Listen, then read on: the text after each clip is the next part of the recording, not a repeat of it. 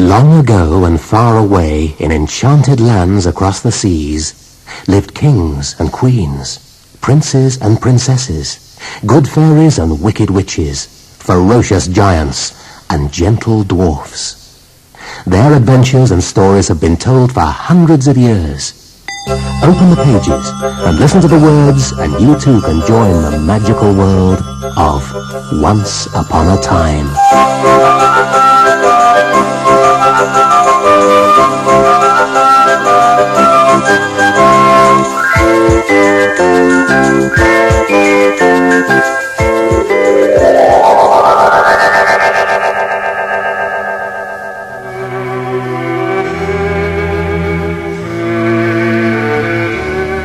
The Enchanted Princess.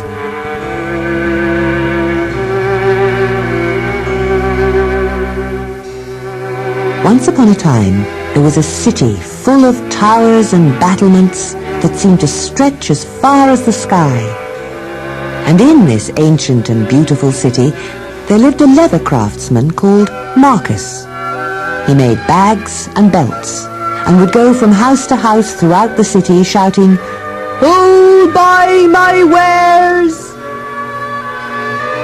Many of the citizens would say they didn't need anything, but the truth was that they'd fallen on hard times and were too proud to admit it.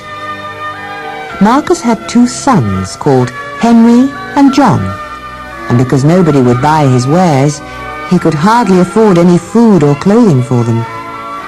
They both realized that their father was very poor, but each of them dealt with the situation in a very different way. Henry was his father's favorite, but he was a very miserable boy who did nothing but moan about the family's fate, while gentle John accepted their fate with a smile on his face and was always happy. One evening, after another day trudging from house to house with his wares, Marcus sat down on a bench in front of an inn. "Ooh, I'm absolutely exhausted," he sighed. The poor man hadn't sold one single thing, and he'd walked so far that he'd worn out his wooden clogs. And when he looked in his purse, it was completely empty, so he couldn't even afford a jug of ale. While he was catching his breath, he overheard an interesting conversation going on between 2 men. "The King of Verania has offered an amazing reward to the person who frees his daughter, Princess Esmerelda," said one of the men. "Why, she in prison?" said the other. "No, she's held under a spell in the castle of a wicked sorcerer," was the reply. "And whoever accepts the challenge must complete 3 difficult tasks. Oh, it would take the bravest of men to complete the tasks. But if he can, the princess will be freed and he will win the sorcerer's fortune." Marcus couldn't believe his ears when he heard this. It seemed the perfect opportunity for him to get rid of his debts. So he raced home to tell Henry to take up the challenge. "But how can I do these brave deeds if I don't even have a horse or a sword?" moaned Henry. "Don't worry, I'll buy them for you," said Marcus. "I have some savings left." So Marcus went to market to buy his favourite son a horse and a sword, and he proudly waved goodbye to him as he set off to attempt the challenge. "Goodbye, Henry. Good luck." "I don't need luck." Henry was a fast, aggressive horseman, and in no time at all he reached the forest that surrounded the sorcerer's castle. As he galloped through the forest, he cut down a beehive with his sword and left the bees homeless. Then he deliberately rode over an anthill, completely destroying it. And as if he hadn't done enough damage, Henry frightened a group of ducks that were sitting peacefully at the edge of a pond. He killed 10 ducks for the sheer thrill of it. Henry galloped on through the forest. He was so arrogant that he didn't even stop to think about the misery he had caused to all the little creatures. Eventually, he came to the castle where Esmerelda was held. Henry jumped down from his horse and knocked at the castle door in an impatient and violent manner. The sorcerer's assistant shouted out from a balcony above, "Come in and have a rest. You have 3 difficult tasks ahead of you." So Henry entered the castle, but he was too nervous to sleep. All night long he tossed and turned in his bed. That night seemed like the longest night of his life. "Oh, how I wish morning would come so that I could get on with the tasks," he moaned. Finally, the castle bells struck 9. On the 9th strike, the sorcerer's assistant appeared again. "Follow me," she said. "It is time for your first challenge."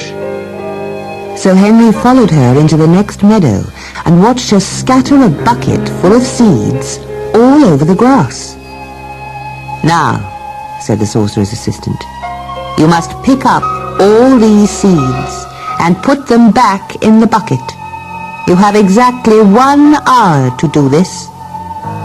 "I've got to pick up all these seeds in 1 hour?" Henry said. "That's impossible. This must be a joke." But the woman didn't listen to his complaints and left without replying to his questions. "How could anyone expect me to pick up all those tiny seeds without breaking my back? That woman must be mad," muttered Henry.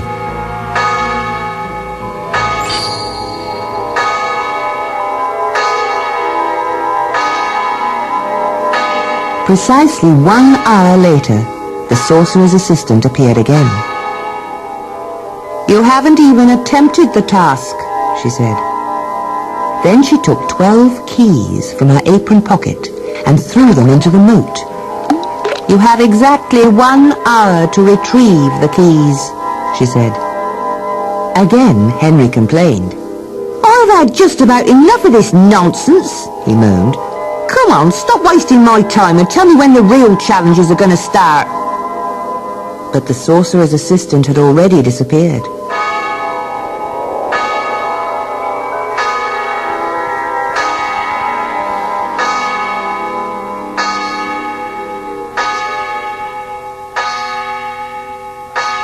One hour later she came back, and although he hadn't attempted the second task, she gave him one last chance. "To do the final task," she said, "you must follow me into the castle. But this challenge is a very dangerous one, and if you fail, you will pay with your life. There's still time to change your mind. Are you sure you're prepared to go through with this?" Henry was furious at this suggestion. "Give up the challenge?" he shouted. "I would never give up the challenge. I'm going with you into the castle, and whatever I have to do, I will do it. So tell me what the task is." The sorcerer's assistant took him to a room where there were 3 veiled figures. Then she told him, "Now you must decide which of these 3 figures is the princess." "I've never heard such a ridiculous challenge. I suppose you're going to tell me I have exactly 1 hour to think about it. Well, I'm not going to mess about. I'm going to choose right now. I think the princess is the one on the right." No sooner had he pointed at the veiled figure he had chosen than it turned into a dragon that roared and breathed fire at him. "Oh no! I made the wrong choice!" sobbed Henry. And the heartbroken Princess Esmerelda, who was the figure in the middle, could only watch the terrible scene that followed. Henry cried out, "Please take pity on me! I know I made a mess of all the tasks, and I have no claim on the princess or the sorcerer's fortune, but surely I don't deserve to die for this." But Henry was wasting his time. Sorcerers don't listen to excuses. They set their tasks and expect them to be done. So, on the sorcerer's command, Dragon, take him. the dragon then took the terrified young man in its teeth and threw him over the balcony. That was the end of poor old Henry. Marcus didn't know about Henry's fate, and for 1 whole year he waited anxiously for his return.